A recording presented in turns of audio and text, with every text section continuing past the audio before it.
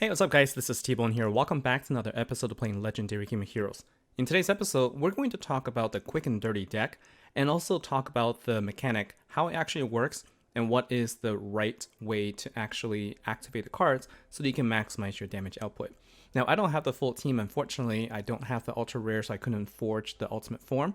So what I'm going to do is I'm going to talk about the cards first, and then I will use my cards to explain the mechanic, and then we can also talk about how you can use the ultimate form in those situations. So we'll start with the ultimate form first, quick and dirty. Now these cards all have the same passive in that it will increase intel by 1. So there are a couple of things that we need to talk about. The first one is what intel does, and also how reset actually works.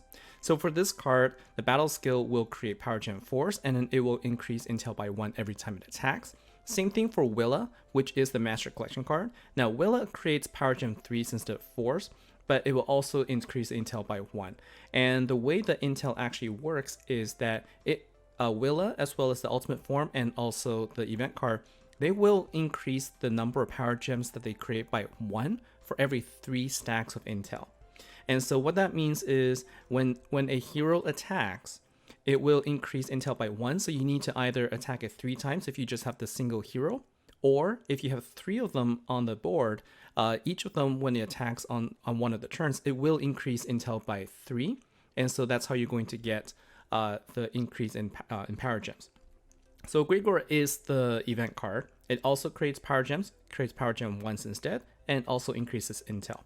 And then the cards that can do resets are going to be the ultra rare card, Kaginawa Expert, which will recharge and reset and recharge two cards. And they will only recharge cards that have battle skills that's already on cooldown. So that means if you have multiple cards that are either the master collection card, the ultimate form, or the event card, and all 3 of them are on cooldown, 2 of them will be recharged. Or if you have 3 of those cards and only 2 of them are on cooldown, you're guaranteed to actually reset those. So you're always going to be able to reset ones that are on cooldown rather than trying to reset one that's already full. So that's a nice change that they made since the last time there's a reset ability. And so this card is one of them that will reset. The ultra rare card will reset 2, while Isabel, the support card, will reset 1. Okay, so it's very important to distinguish between sort of the abilities and also how it works.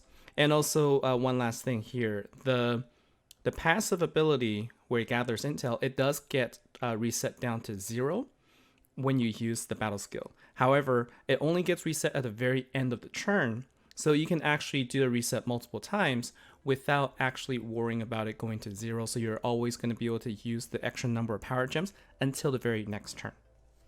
So what I'm going to show here is a battle that uses the ultra rare card in this team, so you can see how it's different than using the support card. So the first thing we're going to do is we're going to match gem to power up all of the battle skills. So with the battle skills being powered up, now you can actually choose when to use your skills. If you have the ultra rare on board, you have to in order to maximize the damage potential, you have to make sure that you use at least 2 of your master collection cards, or the event cards, because it will charge 2. So what I'm going to do is I'm going to activate 2 of them. And then what you'll see here is if you activate the ultra rare card, it will guarantee to reset those. And so then you can use them again so that you can actually get as many power gems as you can. We're going to go ahead and use up one of them for this turn, and then we're going to go to wave 3 so I can show you how the support card now will actually work. So you can see here that there are still 2 master collection cards that can be used. Now, had I used it the previous turn, it would have been okay because I could use the support card and I can reset them. Now what I'm going to do is I'm going to use up all 3 of these master collection cards, and then I can now reset one more time so that I can always refill just 1 card. And so having the support card will allow you to reset 1, while the ultra rare card resets 2. And it's always a good idea to use your master collection card or your event card or your ultimate form before actually trying to use the cards that can reset. So what we're going to do here is we're going to show what it's like when you have the ultimate form, but without the ultra rare card, generally in a situation where you bring in an ally. So in this case, you have an ally that is using the ultimate form. It is really no different than the master collection card, except that it creates power gem 4s instead of power gem 3s. So where this actually matters, at least just from the mechanics point of view, is that when you reset using your support card, there isn't actually any guarantee that it's going to reset the one that you want. So if we were to go ahead and use up 3 of them, for example, the Ultimate Form plus 2 Master Collection cards, when you try and reset using the support card, it won't always necessarily guarantee that the Ultimate Form is going to be recharged. As you can see here, it actually recharged a Master Collection card. In general, it's not really going to be a problem because you're probably going to be able to deal in big enough damage in this situation anyway. These maps are easy enough that you're not going to have a problem. But I just wanted to also make sure I showcase this so that you can understand how it really works. So the big difference here is when it activates, it does not have any guarantee at all into what it will recharge. It will actually pick one at random.